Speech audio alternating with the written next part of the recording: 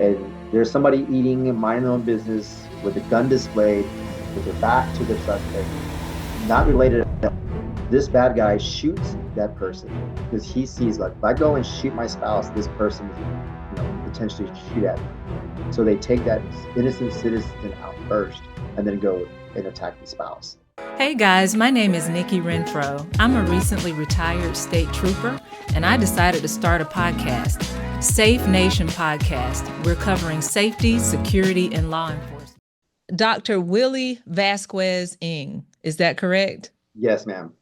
Okay, good, very good. So you are a nationally recognized law enforcement officer and have an extensive background in law enforcement and in business and in security, in the security world. So it sounds like to me you've sort of meshed all of these things together now, and you're just going all over the place, right? Helping people do what? Um, be safe, right? I mean, I really believe that, and the data supports it. Wherever there's high crime, if you look at zip codes throughout your community, where there's high crime, there's no prosperity. There's no economic development. There's no revitalization. There's just nothing going on there. In those same zip codes, you'll look at teen pregnancies high, high school dropouts is high. And so I really believe that public safety is the conduit to prosperity. Okay. So in our world today, we have a lot going on, right? You got cybersecurity threats, you have terrorism happening, you have organized crime. All of these things are happening, but through your eyes, what do you believe is the greatest threat to national security? Well, at the time, well, several months ago, we're talking, border issues that I experienced because I did work with the United States Secret Service for 8 years. So I was able to see a lot of the things going on behind the scenes in terms of complacency.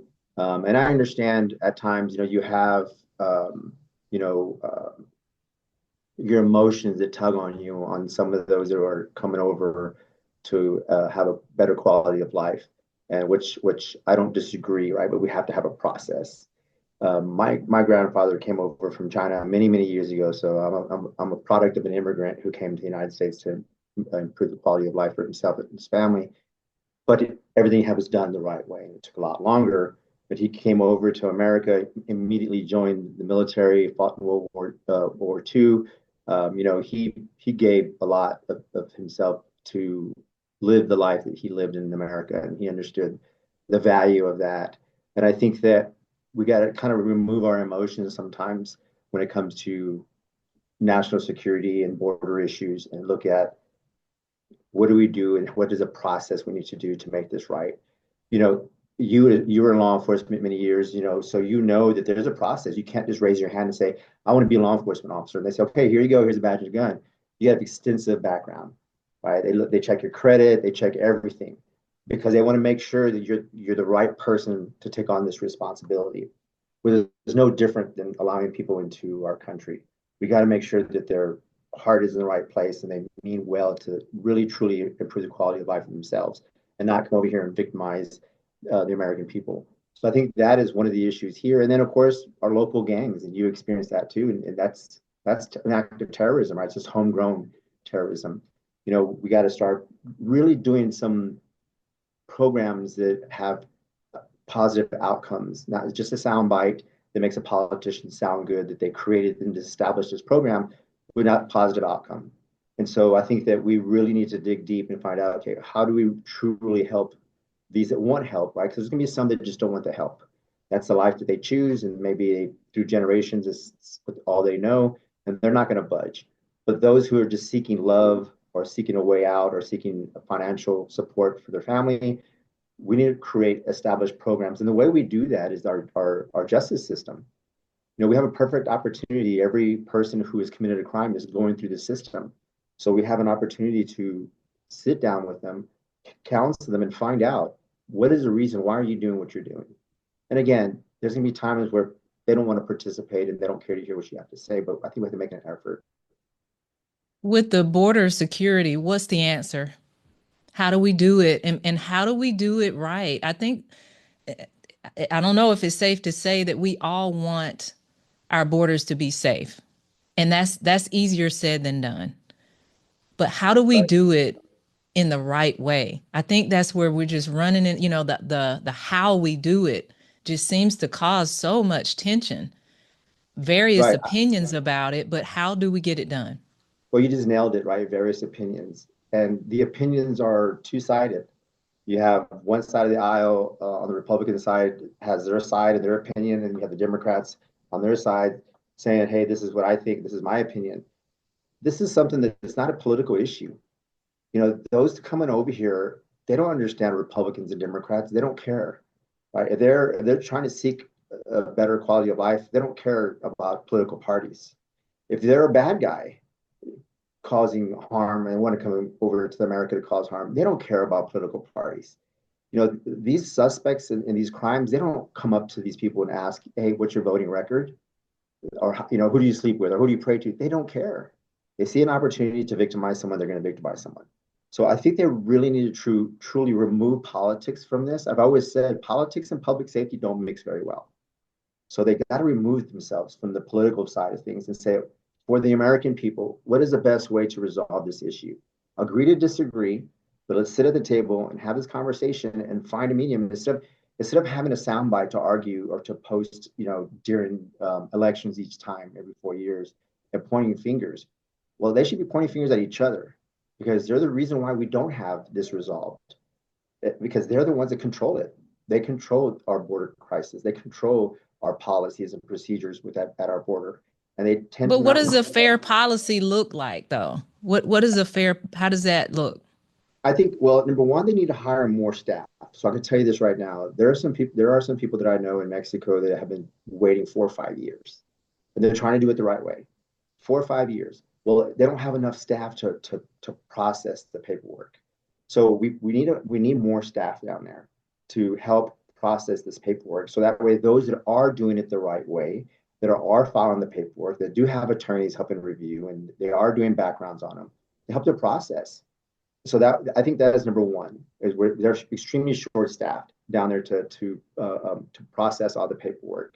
And then two, we do have to have checks and balances. We have to make sure that we don't have these dangerous gangs and Mexican mafia and drug dealers cartel coming across our border that are causing harm. I don't know if you were aware of this, but just yesterday, a farmer was out there tending to his cattle, and there was a cartel crossfire, and he was shot and killed. I think he was 70 something years old, just minding his own business, tending to his cattle, and he's dead now. And his son was interviewed this morning when I was on the way over here, and he said, "Look, I fought in the military to battle against terrorism, and now the terrorism has taken my father's life in his own property, in his own backyard." So I think that there's got to be a balance. There's got to be checks and balances, but we have to have more staff. So the people who are doing it the right way aren't waiting years and years and years and years, and then they give up. And then what do they try to do? They pay the cartel thousands of dollars and says, "Just get me across the border somehow." And then now they're owned by the cartel because it's not free. Hmm. Man, the people who are getting that work done at the border, that's relentless. It That's a is. relentless job right there. It's a tough job to try and keep our nation secure. But when we talk about cartel, when we talk about these organized crime groups that have infiltrated our neighborhoods all over the U.S., what can we do to curb some of that? What can we do to get them off the streets? I think that when it comes to those who have come over illegally, we've got to be a little bit more harsh on them because they're not American citizens, and they've come over to America to take advantage of our freedom and our rights. And I think that those who have once they're held accountable here for their actions, I think they need to be removed and deported immediately after they've gone through the justice system and flagged at the border. So that way, we have all these AI cameras now that they can flag them and put their photo in the database. And if they come across, they're immediately identified and flagged as someone who's not supposed to be here, who's already been convicted of a crime in the United States.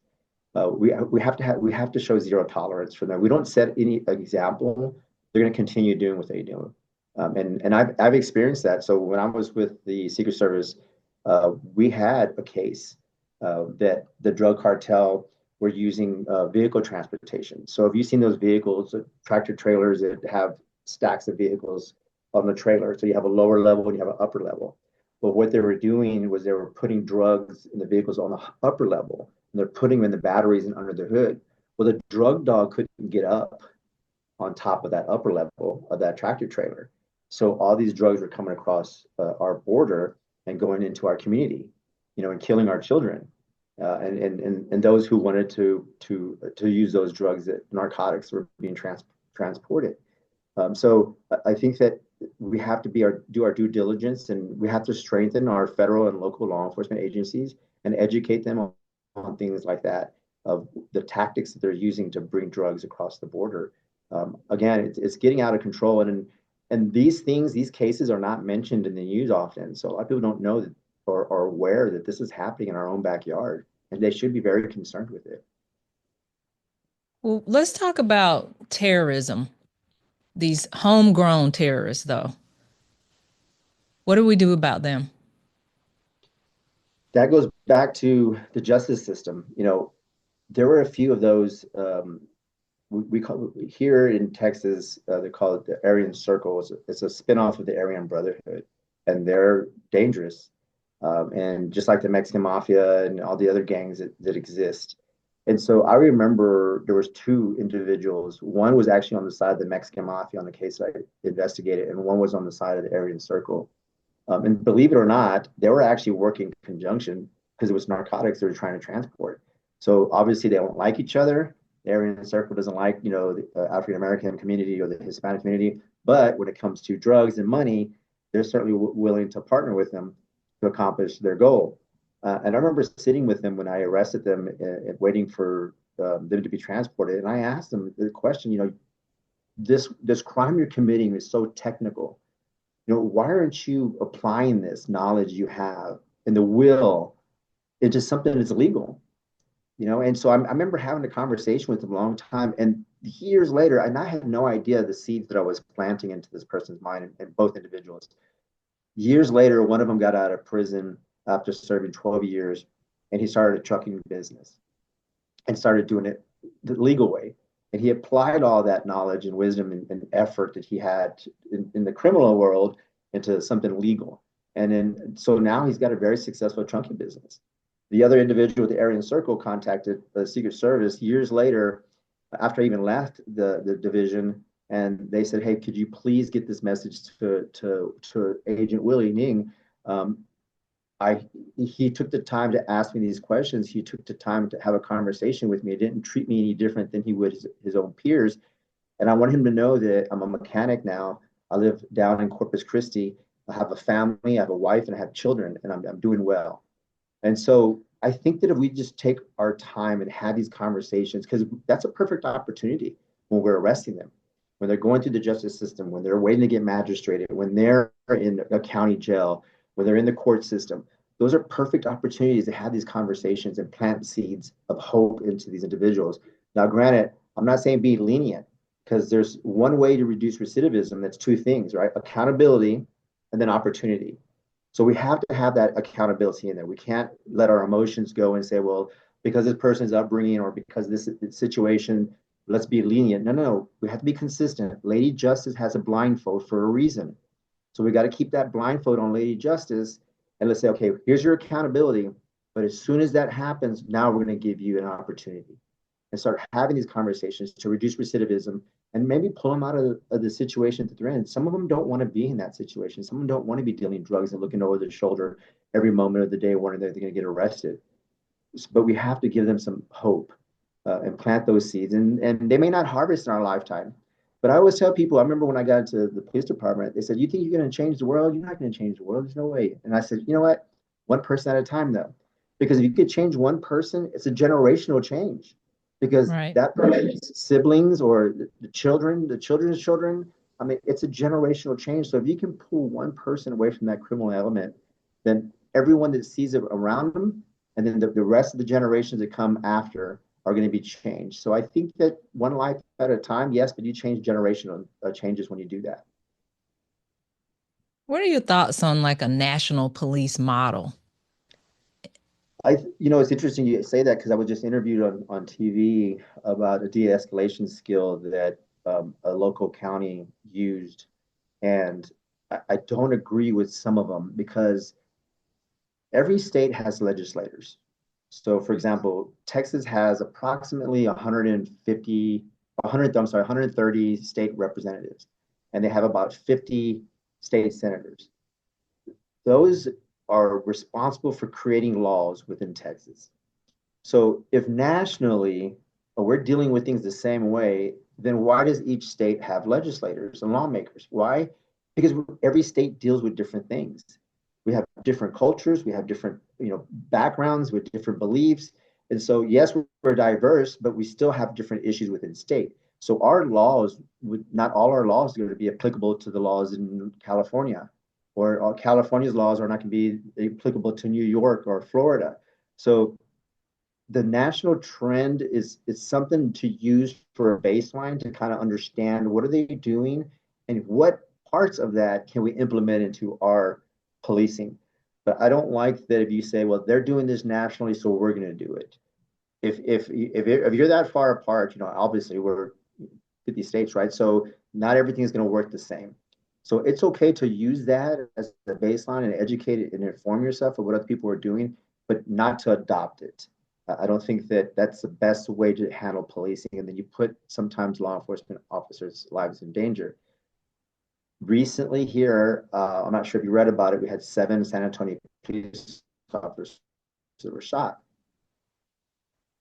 The day prior to that, you had an agency that had an opportunity to take that person into custody, but they used a national de-escalation skill, which was basically don't make contact and let's see if the threat just stops. So several hours later, the threat fell asleep, which is still a threat, woke up in the Right. morning, left, came into town to San Antonio, a county over, and shot 7 police officers. That de-escalation skill was not successful. Fortunately, the 7 officers survived and they're going to be okay, but it could have been a lot worse. Yeah. So you don't think any of the law enforcement standards should be adopted nationwide? I think some of them you can. That's why I said once you review that standard and see what is applicable to our agency in our community, but there's going to be some that aren't. So again, I agree to use that as a baseline to figure out what are the line items within this national policing could we implement, uh, but there's going to be some that you can't. And how do we tweak that and pivot a little to make it applicable to our community? So again, I'm not saying that we shouldn't be reviewing those or using those as a baseline, but to say, hey, they're doing it here, we're going to do it here without even kind of dissecting it and finding out is it applicable to us and will it work? That's what I disagree with. We have to start doing our due diligence and review these national trends to figure out will it work here in our community. Okay. And speaking of community, what can community do to aid in a safer nation? They got to get involved. I mean, I understand, right, the dangers of it and the hesitation of it, but you have to get involved. I mean, you saw it. You had that lady get burned to death on the subway, and no one did anything at all. No one. Instead, they took their phone out to record it. We have to get involved. Look, when I started doing active shooting training, there was a graph that showed about 30% of the people that were victimized did not know the attacker. It was like 30 Mhm. something percent. This was about 2018. Fast forward now, 2024, 2025, is 65% of victims do not know their attacker. So what does that mean? You're minding your own business. It's no longer about, hey, be careful who you hang around with. When we were growing up, my mom would say, hey, don't stay away from these bad people because you're expecting bad things to happen. Now it's not that way. You could be living your life the right way. You could be staying out of trouble and hanging around with the right people, but 65% of the people do not know their attacker. So it can happen to anyone at any time with that percentage. So I think we need to get involved. I think they're the eyes and ears of the community. They're the eyes and ears of policing. They have to tell us what's going on, what they see. So many times we make these calls to active attacks or domestic violence, and people are like, "Well, I'm not surprised it happened." But why aren't you surprised? And they give us all these warning signs that they saw and all these things that they witnessed, but they never spoke up and never told anyone. And I said, look, you've got to speak up. You have to, because it's no longer a minding my own business. 65% of the people are minding their own business and becoming victims of crimes without knowing their attacker. I remember growing up, and I think the culture's changed. I remember growing up and I was misbehaving down the street. And I remember the neighbor saying, I'm going to call your daddy. And sure enough, I get Hmm. home and my daddy was there with the belt and the phone saying, Mr. Okay. Rogers down the road called me and told you. Nowadays, what happens? Hey, your son's misbehaving. Hey, mind your own business. Don't tell me how to raise my son. Hmm. People become defensive. We become so detached from our neighbors. We used to be able to rely on them. Doors were open all the time. In the weekends, would hang out with our neighbors and talk. Everyone's got their doors shut, and everyone's on the internet now, surfing the web versus either communicating with their neighborhood and knowing the residents and knowing their neighbors. And I'm always say, what happened to it? It takes a village to raise a child. Now it's not that way. Same thing with school. The school system changed quite a bit. Getting in trouble when I was a kid, you'd get in trouble and get a whack at, your teacher with the wooden paddle. And then you come home and you get another whack from your daddy. It's like double jeopardy, right? And now if a teacher raises their voice to a student, parents are up to the school board demanding they get fired. Hmm. So I think there's so many variables to public safety, from childhood to how teachers are raised, because they're in a way raising the child for you while they're in school and educating them, to our neighbors, being involved with our children also and knowing them, to reaching out to these suspects and these crimes when they're in the justice system. There's so many different variables. It's not just a cookie cutter or one size fits all. This is what we need to do, and as a result of it, there's so much collaboration that needs to take place. Hmm. We're seeing this increase in mass shootings all over the place. Is law enforcement responding appropriately, or are there some things that could be done differently?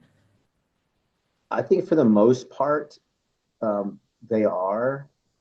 Um, there's been some cases, especially in South Texas, that there was a question on response, and there was a lot of issues with that response where a lot of children lost their lives. So that ties also to leadership.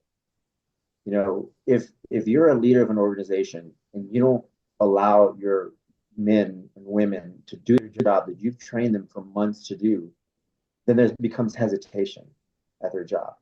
And if there's hesitation, then it's going to be a bad outcome, especially in law enforcement, where every second counts. So when I did my PhD, my dissertation was on leadership within law enforcement and how it really affects the outcome of how officers respond. And what was so disturbing, and this would disturb you being in law enforcement, they are now law enforcement officers are more concerned with getting fired for wrongdoing than being Yep. shot on the duty. That is disturbing to hear. So they're more concerned with, if I do this with the administrative, with the leadership, firing me for it, versus, Hmm. hey, I know what I'm doing. I've been trained for months, and just do. We're called first responders, right? Because we respond based on our training. We don't react, we respond.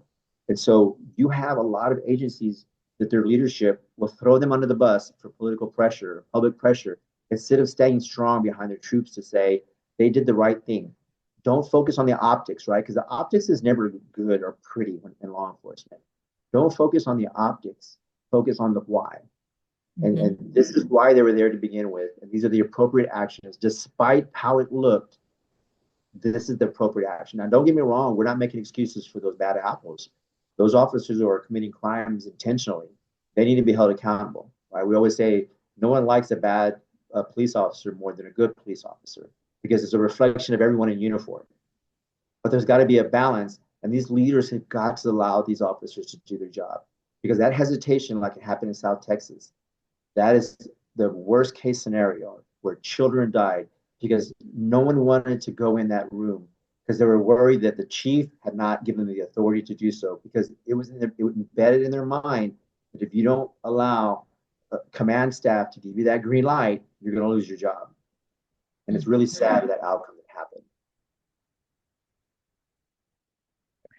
Let's talk about technology a little bit. AI and surveillance tech are changing the way security and policing work. Do you think we're using these tools effectively? I think that it's coming around now. I think that people are starting to realize, and agencies start realizing that, hey, this is very effective. What I would like to see is a collaboration from the business community and law enforcement. That any business that has a camera system, whether it's a bank, a restaurant, anything else, I would like for the cities to do some type of tax incentive that says if you give law enforcement access to your system, so that way we can monitor and track what's going on, then we'll give you some time of tax break, right? For being a business and allowing law enforcement to have access. And then use that smart AI that can identify if somebody walks into a convenience store with a gun, that clerk doesn't have to hit a panic button or dial 911, because AI is going to tell that agency there's a man with a gun at this location at this address. So I think that we just need to start thinking outside the box, because right now law enforcement are using it on their vehicles and they're putting cameras throughout the city. That's great, but let's start thinking outside the box and let's start getting the business community involved and say, hey, how can we have access? And here's a tax break, your tax incentive, whether it's a hotel, a bank, a small family restaurant, a small family grocery store, any business that has camera surveillance system. And you could even say, look, we want the access to your cameras in the public sitting area. So if you have cameras in your office or county department, that's fine. Don't give us access to that if you want that privacy. But the public lobby area, you have cameras in the street, the sidewalk area, give us access to that. Let us put our AI software attached to that so we can identify someone who's coming in with a gun or a rifle, or the facial recognition. It could be a suspect, a murder suspect that they've been looking for a while. And now they've got a hit that this individual is walking into a grocery store. And now they can dispatch law enforcement over there to make that arrest on that wanted person. So I think that it's great. I think that they're starting to use it, but they need to start thinking outside the box and start being more innovative to using that technology. We're talking about law enforcement officers. Do you think today's officers are being trained to handle what they're facing, what this world is bringing them right now, and what we're looking at into the future? Are they being properly trained? I think some agencies are, and a lot of them aren't. You know, a lot of these agencies are going to that kinder, gentler department where they fear the public perception of things, and they're starting to pull back. I'll give you an example. You know, and I'm sure you were trained with this also. They call it a chokehold. I don't like to call it a chokehold. It's more of a submission hold. So if you're trained properly, you can take a person, regardless of size, and you can put them to sleep in a matter of seconds. You do it correctly. They've removed that a lot because of public outcry. Because oh my gosh, they choked him, and he's unconscious, and the optics, right? We caught it on camera. It looks horrible. They should ban that. A lot of chiefs are removing that now from the training. But I go into the communities, and I go into these really tough communities here in Bexar County, and I have conversations, and I say, let me ask you a question. Let's just say that your son or your daughter is misbehaving, right? They're intoxicated, they're not in the right mind for whatever reason. Would you rather me put that sibling or your child to sleep, or would you want me to tase them? And if that doesn't work, I pepper spray them. And if that doesn't work, I hit them with my nightstick. Like, what would you prefer? And they were like, put them to sleep, right? Put them to sleep. They wake up, they're in handcuffs. So when you talk to the community and you break it down to them, they're like, that makes sense. I'm like, yes, but you're the same community who was in an uproar to the chief of this agency, of this department, to remove it. I said, again, I understand the optics, right? It doesn't look pretty. But if you consider the alternative. So these officers now are not able to do that. So what are they doing? They're going straight for the immediate weapon. They're going straight for the pepper spray. They're going straight for the taser. They're going straight for the asp, the expandable baton. They're going to all those things there. And then when that doesn't work because they haven't been trained physically how to handle them, then they're going to deadly force. And so if you've noticed, there's an increase in officer-involved shootings because there's a decrease in teaching officers how to defend themselves physically with their fists in their hands and with techniques and submission holds. So again, although it doesn't look pretty, but look at the amount of officer-involved shootings that are increasing with the lack of training that's going on. And that's a national issue. You see it all the time. It's a national issue where officers knee-jerk reaction. They fear, they pull that trigger, and then later on found out that, okay, that wasn't a gun or that wasn't a knife or that wasn't anything at all because the fear of, okay, I can't fight this person because of the optics. I can't submission hold this person because of the optics because my agency said I can't. So they're going straight for intermediate weapons or deadly force. Mm-hmm. Under the current administration, just from a national security perspective, is there anything that we should be concerned about?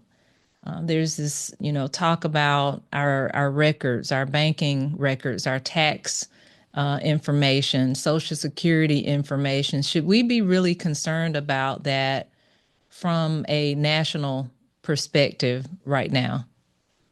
Right now, I would say no, but obviously we've got to monitor, right? I mean, I think that's kind of premature at this point. I mean, we're what, a month into administration, and so I say we just gonna have to monitor closely. I'm more in fear of those individuals accessing that information to cause harm, like the white collar crime. Those individuals who understand how to hack into your system. And so I talk about that all the time in terms of social media. I go and train and I say, look, how many people have social media pages? And I'll have somebody pull theirs up real quick and it goes down into their family, right? It'll show the high school they went to. It'll show the family members, right? And oh, there's your mom. And guess what? Now I know your mom's maiden name. And then you'll scroll and you go through their pages and it talks about the first car or it talks about their dog. And I'm like, what is that? What am I talking about here? And I'm like, oh my gosh, those are security questions at the bank, right? What's your mother's maiden name? What street did you grow up on? What high school did you go to? What's your dog's first? And you're putting all this out there. I said, so you're feeding this information to the bad guys on your social media outlets. And so you don't have to tell, look, your family and your friends know your family and your friends with them. You don't have to tell, you don't have to remind your mom that, hey, you're my mom, it's on my Facebook page, right? You don't have to do that. You don't have to tell people your full date of birth. They don't need to know the year you were born. But all that information and all that data you put on there, it's information that white collar or cyber crime guys could use to hack into your banking system. Because they know now your mother's maiden name, your date of birth, high school you went to, first car, dogs.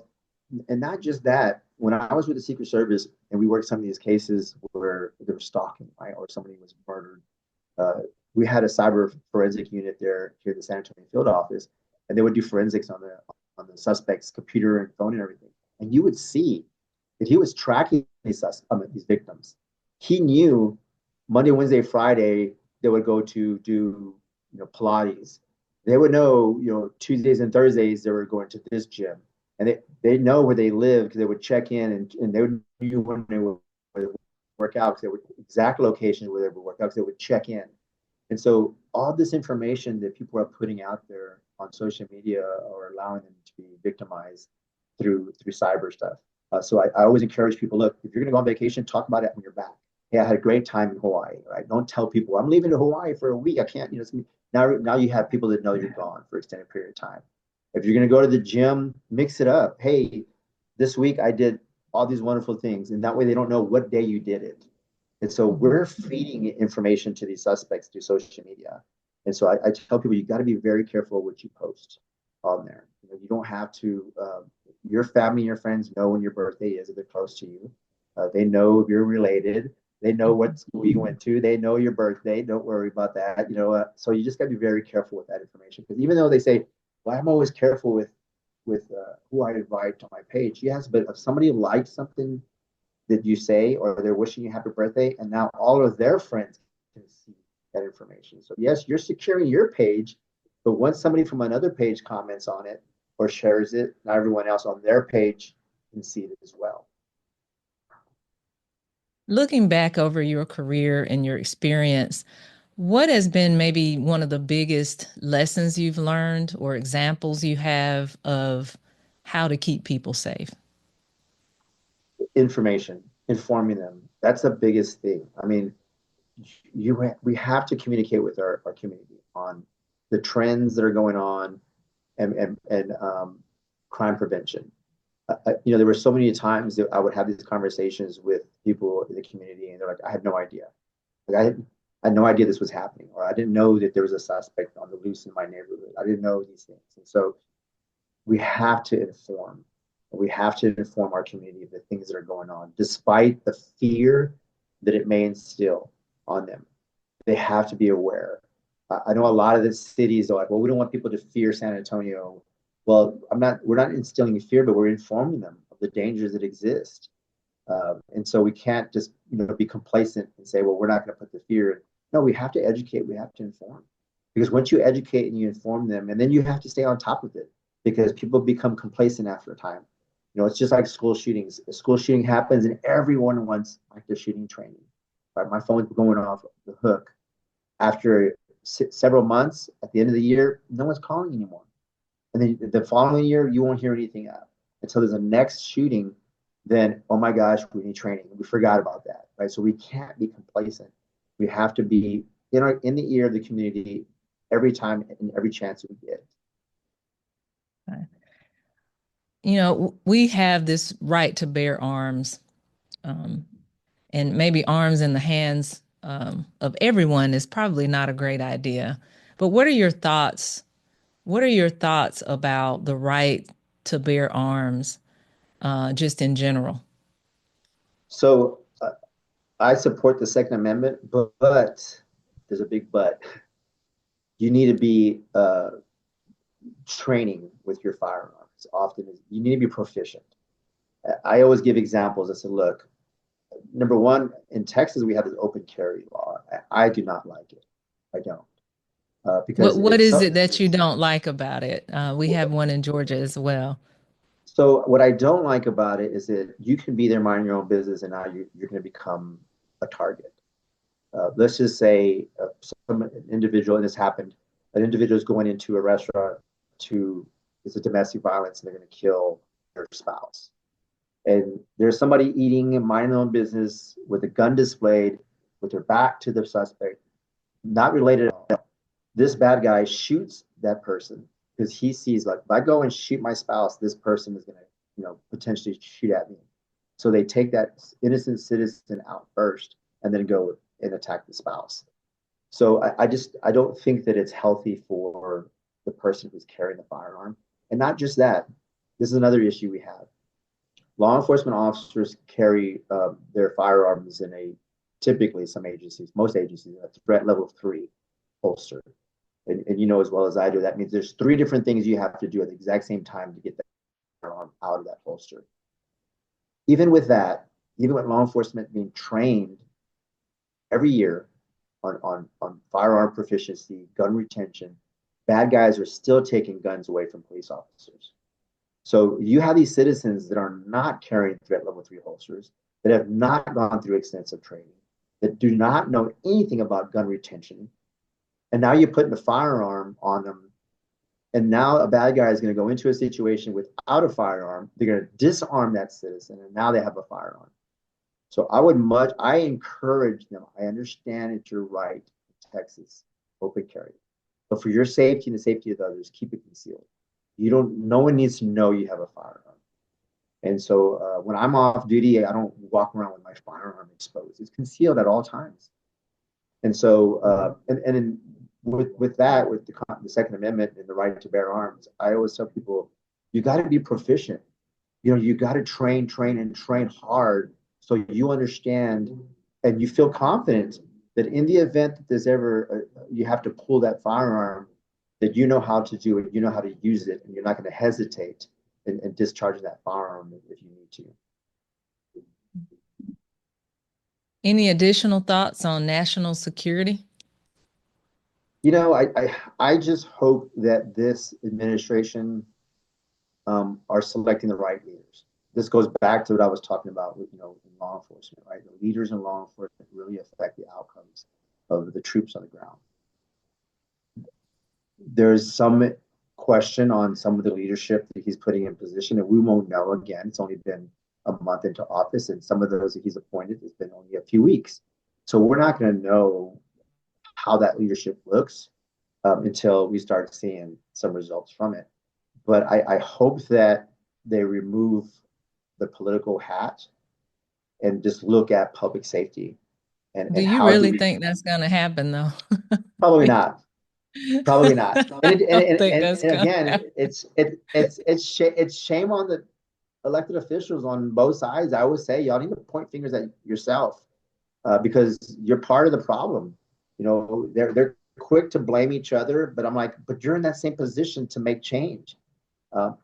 It's like running a business. If you're running a business and your consumers complain about something, what do? You sit down with your leaders within your business and say, okay, we have this complaint. Is it a justifiable complaint? And if so, how do we fix it? Instead of fighting, say, oh, in a business, you're not going to say, oh, forget you, you know what you're talking about, and argue with the consumer. No way. Even if you disagree, you're not going to say you disagree. You're going to soften the blow, right? You're going to say, okay, let's agree to disagree, or I understand what you're saying. This is why they did what they did. I apologize for how you took it, and I'm going to address that. You Mhm. work with your consumer. Well, guess what, government? We're your consumers, right? We're the American people you should be working with. So if we're Mhm. dissatisfied, y'all should be sitting. It's your responsibility to sit down at the table, remove your biases, remove your political hat, and say, hey, this is our community and this is what they're asking for. How do we make this happen? Or does it make sense? Maybe it doesn't make sense. And then come back to the American people to say, we heard you loud and clear, but this is why it wouldn't work. Right? Logistically, we can't do it. Whatever reason that is. But they should be collaborating, working with each other. I mean, we have so much division within our political party that now has spilled over, and now we have division within America. And you see it Mhm. on social media. I mean, if someone says great job and they start arguing and they unfriend them, and family members aren't speaking to each other because of things that are going on politically around our nation. That is ridiculous that the political parties, but also people, are allowing that to tear the families apart. Because these elected officials, they're going to be out of office one day, and we're still going to have our same siblings. We're going to say have the same uncles and aunts, and so I really encourage people to stop fighting amongst each other. Have a conversation. I always say this. I'm strong in my faith, and I would say, hey, God gave us two ears and one mouth for a reason, because it's Mhm. twice as important to listen than it is to speak. So let's just listen to each other, hear each other out, and then when we gather the correct information, then let's have a conversation. Agree to disagree, but what do we do for the American people? You're so right about the division.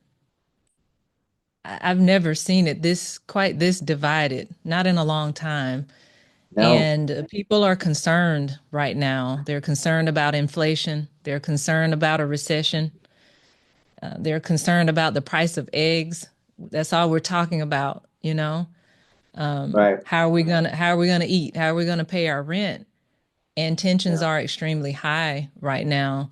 I mean, there are even people talking about their concern that there may even be a civil war if things yeah, continue. yeah.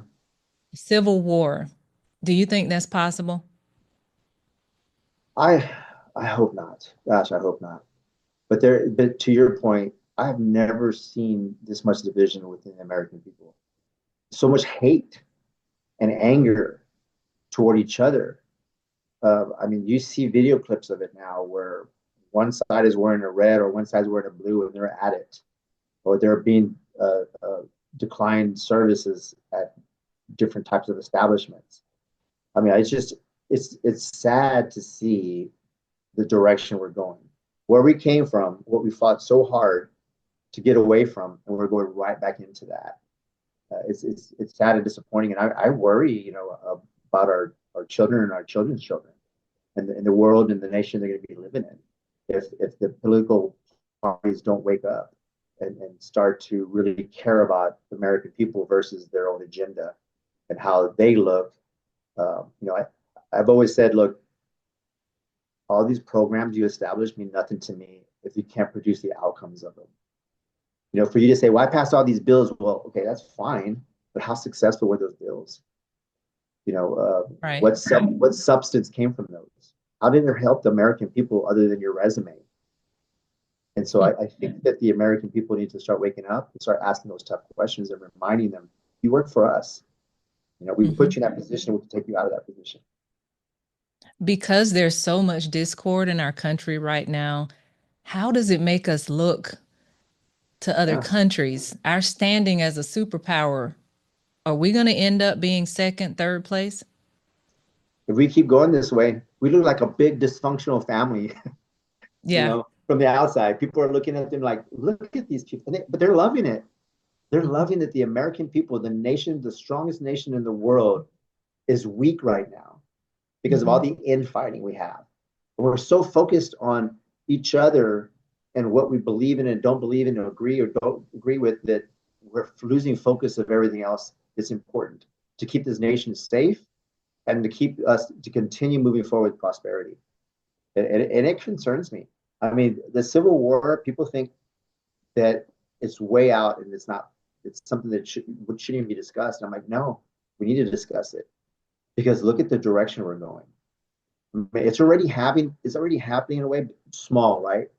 It's Right. really small where it's happening amongst small communities, where it's happening within families. People don't understand that's a civil war, right? When you're disagreeing with your family and you're disowning them and you're not talking to them and you're yelling at them or even physically having altercations with them because of how they voted, that's a civil war in itself within your Mhm. within your within your family circle. So I think that it's not something that should be brushed under the rug. It's something that people Yeah. should be concerned about. And if they're concerned about it, then they focus on it, right? Then they start talking about it. So it should be a conversation to have. Yeah. Well, I've enjoyed the interview today. I Yeah, thank you appreciate for your having me. insight. Yeah, Yes. I appreciate your insight. And I certainly hope I don't have to have you back because we are in the middle of a civil war and then you come back and talk about it. That's not what we want at all. I Yeah, certainly hope that we begin to mend somehow and that we make it through whatever lies ahead, that we can make it through together and communicate more. Like you talked about earlier, people don't talk anymore. And that's what we need to do a lot more of. We just don't know how to problem solve. We right, resolve it with violence now, instead of just working it out or brushing it off or just walking away. right. That in itself, and smaller on a smaller level, I think would add to our nation being a whole lot safer. Certainly, our neighborhoods being a whole lot safer. I agree. Yeah, I agree yeah. 100%. So, thank you so much. I Yes, thank appreciate you you. for joining me, and you enjoy the rest of your day. You do the same. Thank you. All right.